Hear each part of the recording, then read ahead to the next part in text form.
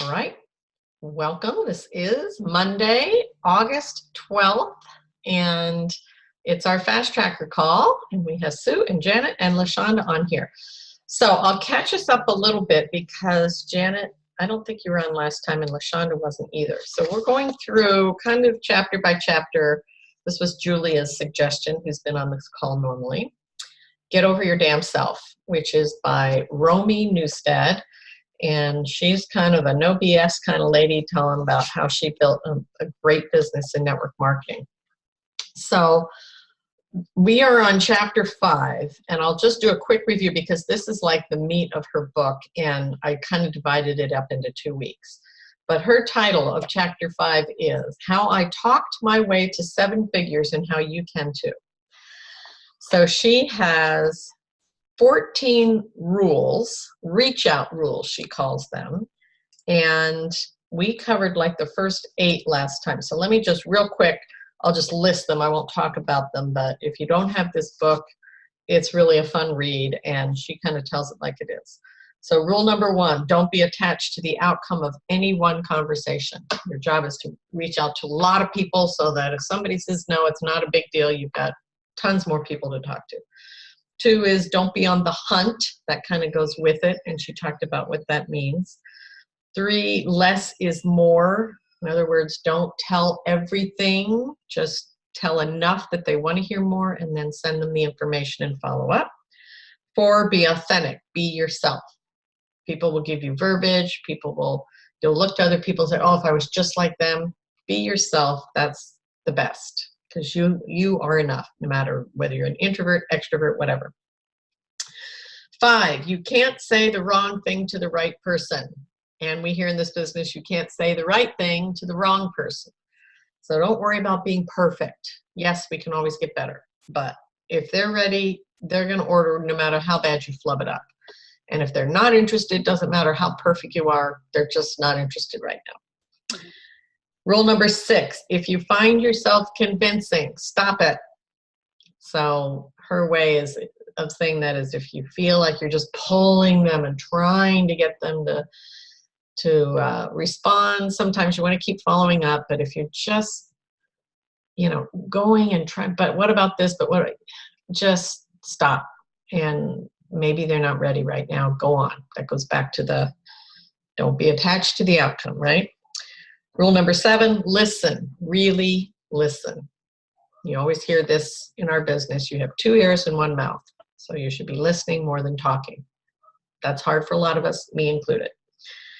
Rule number 8, work from appointment to appointment. So whenever you stop one conversation, be it a live conversation or texting or whatever, figure out what the next step is. Tell them when you're going to follow up with them again, or ask them when you can, so that there's always a next step. You're not just leaving things in limbo, so you don't know whether you should call them again, and they don't know if you're going to, or if they're supposed to call you, or that's just bad. Okay, so that's rule number 8. So I'm going to pick up, I think, where we left off, which is rule number 9, and that is don't count your chickens.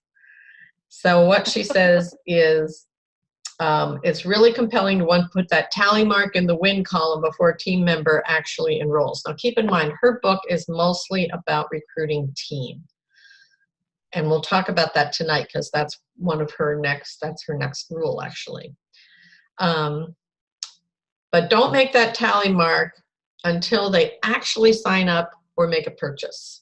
I know from experience, many experiences, that they aren't in until they're in. And so many people act so excited and you're so sure. And then you just get crushed when they change their mind, or they were just being polite, or their husband shoots them down, or whatever. So yes, be positive, expect good outcomes, but don't write them down as the next customer until it's actually happened. Okay, so number 10, Julia brought this up on an earlier call, and I want to talk about this a little. Her rule is lead with the business, default to the products. And Julia asked me what I thought about that. So my answer at the time was, our business is a little different. We don't, in my mind, we don't sell jewelry. We don't sell makeup. We sell something that can, I believe, literally save people's lives. Now, we never can claim that, but I know that's happened, and it can truly make a difference in their life. It's not just a new jean jacket or a new necklace. It's something bigger than that. So I think that's why so many of us in our business tend to lead with the product, because we've had great results being on Juice Plus, or our family has, and we're in this business because we want to help people get healthy. That's the bottom line. And then we want to bring people along that have either had a wonderful experience too, or are ready to share with other people. And maybe that's right away, or maybe it's after they've been on Juice Plus for a while and they've had that wonderful experience. So that's how I was brought into this business, is that you never mix your drinks, they used to tell us. You lead with the product, you get them on the product, you get them as a customer, then you take good care of them, they become a raving fan, and then you bring up the business. That was in the old days. Things have changed, and we are much more willing to plant at least that seed of the business right away. Do we always lead with the business? Me, no. And here's where, and we're going to talk about this. I want to find out where their pain is. And this is a big part of her training this week. If their main thing they're dealing with is health challenges and, health challenges, and that's where their interest lies, that's where I'm going to start. I'm going to lead with the product. But if I'm talking to somebody who's a stay-at-home mom, for instance, who just says something about, gosh, I sure wish I could just be home with my kids. It kills me to put them in daycare every day. You bet I'm going to lead with the business. So that's my answer to that. And hers is, I'll read you what she says. She says it's more effective to lead with the business discussion, pivot to referrals, and then to your products and services. Now, she worked for a skincare company. So just keep that in mind. And here's what she says. If someone's not interested in trying your products or service, how the hell can you then say to them, you're not interested in what our company sells, but you should take a look at starting a business that revolves around the very thing you're disinterested in? Well, my thought is, if they're not at all interested in Juice Plus, I don't want them on my team, because they need to be passionate about it. Now, they might learn later that more about it and then suddenly be interested, and that's fine. But I think it just depends on the person and where you think their pain is. So just hold on to that for a minute, and we'll see what we mean when we get onto that. But that's her rule number 10, lead with the business, default to the price. Calling. Mine? Sorry. Okay, number 11. I already broke this rule tonight, so you know you can be an NMD and still not do everything right. Don't leave rambling voicemails. Be brief, be breezy, make sure to let them know you'll be calling them back if you don't hear from them first. So again, she's talking about reaching out to people to share the business with them to see if they're interested in hearing more. So here's her sort of quote unquote script that might be an example of this, of trying to be brief. Hey Jane, it's Romy. Sorry I missed you, but I'd love to pick your brain about something. I'm available to chat tonight at such and such time, or tomorrow morning at such and such time. Give me a call. If I don't hear from you, I'll give you a jingle tomorrow. Thanks, talk soon. Okay, that's her voice message. Nothing about, hey, I want to tell you all about my business. I think you'd be great, blah, blah, blah, blah, blah, blah. Just, I want to pick your brain about something. Which is better? If I don't hear from you, I'll call you. So that's her rule. I think it's a great one. Rule number 12, and here's the biggie. Lead with what's in it for them. She has an acronym, W-I-I-F-T, WIFT, what's in it for them. So here's what she says. As I honed my prospecting skills, I saw how people would become more attentive and engaged in the conversation when I started connecting the dots between what I had to offer and what it could do for them. What's in it for them? But figure out a person's pain points and how our business can reduce or eliminate that pain. And I would throw in there, or our products. So here's what she did, and I think it's brilliant, and I need to start doing this. She says, before you, let's say you have a list of people that you're thinking, wow, it'd be so great if they could join me in this team. They'd love it. You know, this would be awesome. Before you pick up that phone and start any kind of a message or Facebook message or texting, she puts up a simple chart, and I'll show it here. I know you can't see LaShonda, but it just says pain, no pain. So she thinks about that person, and she thinks either something, if she knows them really well, she'll put down, okay, what could be her pain, or what has she shared with me that is her pain? That's it. And then how could this business solve that?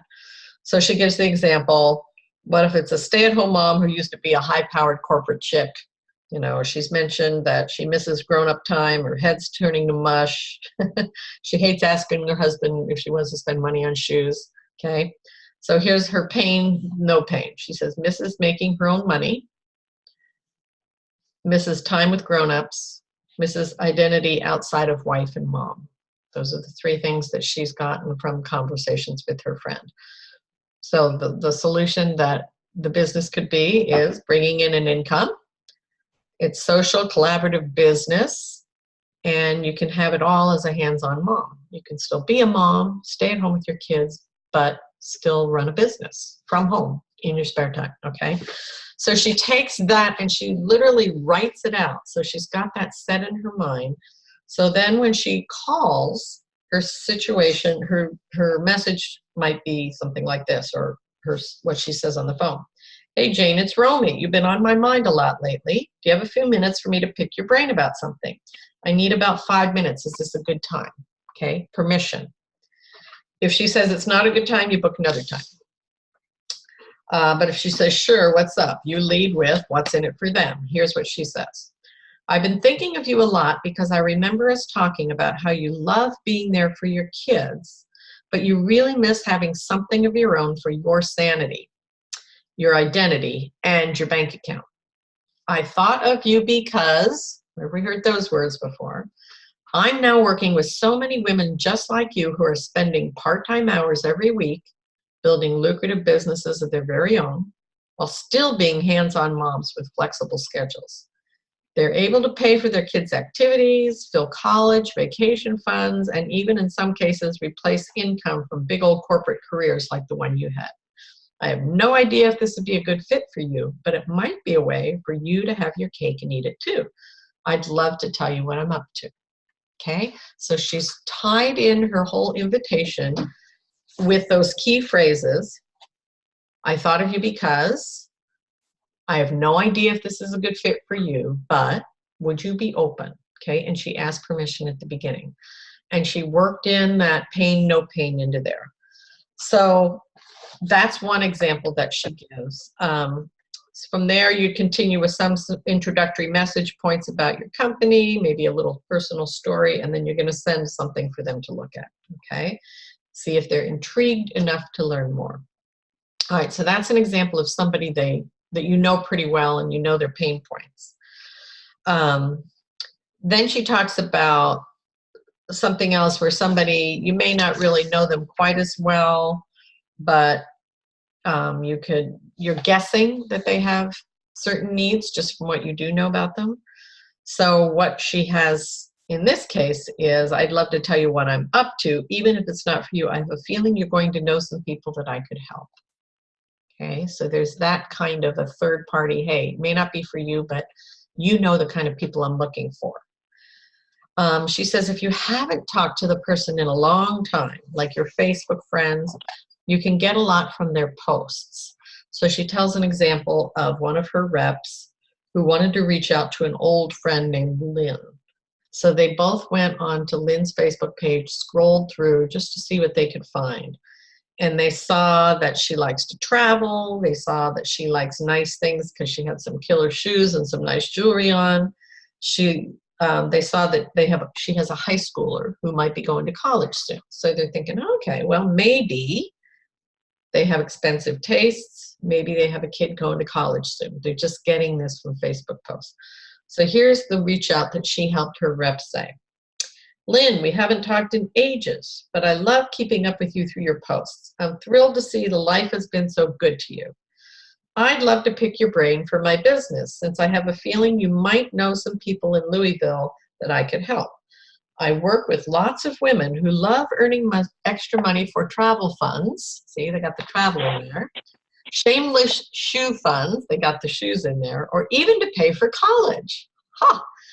I know your son will be there soon, so you might even want to learn more for yourself. I'd love to set up a time to chat for 10 minutes. Well, better make it 20 so we can really catch up properly. And then she gives her some time. Okay? So you can kind of guess and say, hey, you might know the kind of people I'm talking about, but you sneak those little things in. And then there's one other example she has where she didn't have any pain points for a friend named Shelley, but she wanted to message her on Facebook and say, you know, I'm looking for people that you might know. So here's this message just as an example. Shelley, I know we haven't talked live in ages. I've been thinking about you a lot lately since I'm working with people who remind me so much of you. I'd love to pick your brain for my business. You've always been someone who's so driven, gets things done, and you've got a magnetic personality. These are things I look for in my business. I have no idea if what I do would be a good fit for you, but if it is, you can have a heck of a lot of fun spending part-time hours building something pretty substantial. And if not, I have a feeling you'll know some other dynamic go-getters who might be a good fit. When can you hop on the phone for 5 or 10 minutes? I can fill you in. And then gives her some options. Hey, Don, you've got on the call. Yay. LaShonda's on with us. Okay, so you can see how if you know a person really well, you do that pain, no pain. If you don't, you can kind of guess and work it in. And even if you don't have any idea what their pain might be, you can still reach out if you think it's a person that has potential and do the third party, you might know somebody thing. So that's a great habit to get into. And I really would love for you, I'm going to have some marching orders tonight that's about coming up with a list of people that you would love to have on your team, doing this pain, no pain thing, and reaching out to at least 2 or 3 of them and see, just say, hey, no idea, but. So that's rule number 12. Let me go through the rest real quick. Rule number 13, if it's a no to the business, okay, they're really not interested, ask them for referrals.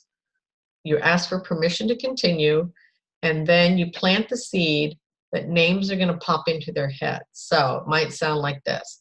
I totally get this isn't for you. It's not for everyone, but I'd love to pick your brain about your network since I have a feeling you'll likely know some people I could help. Do you have a couple more minutes so I could describe exactly who I'm looking for and see whose name pops into your head? So you've asked permission, and then you've planted that idea that I'm going to tell you what I'm looking for, and I bet you'll think of people, okay? So she always says, here's what I'm looking for, and they describe the person they're talking to. So for instance, she said when she's talking to a teacher who's already said, nah, that's probably not for me. She says, hey, well, you probably know other teachers, and here's what I'm looking for. I love teachers because they're such great people and blah, blah, blah. So you describe her and say, who can you think of? Just in case that gets them thinking twice. And if they don't come up with a specific referral, just say, hey, it would be okay if I send you an email, and if someone pops in mind, then you can send it on to them and just copy me. Rule number 14, her last rule, don't end the conversation without talking about becoming your customer. So there's where she goes, you know, if they're not interested in the business, she backs it off to the customer. Like I said, a little different in our business. I think a lot of people do like to lead with the business, and there's nothing wrong with that. But my way of doing it is seeing where their pain is and going there first, but always dropping the seed about the product or about the business. And that is her way of talking her way into a 6-figure income. So let me stop the recording here.